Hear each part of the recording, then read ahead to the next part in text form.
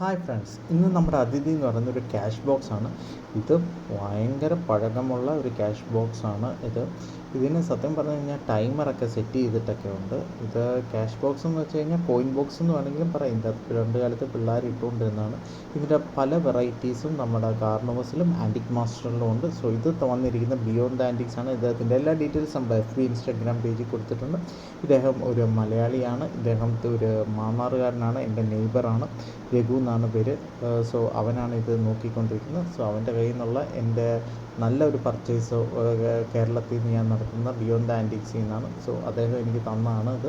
So ഇതും നമ്മുടെ antique മാസ്റ്ററിൽ അപ്ലോഡായിട്ടുണ്ട്.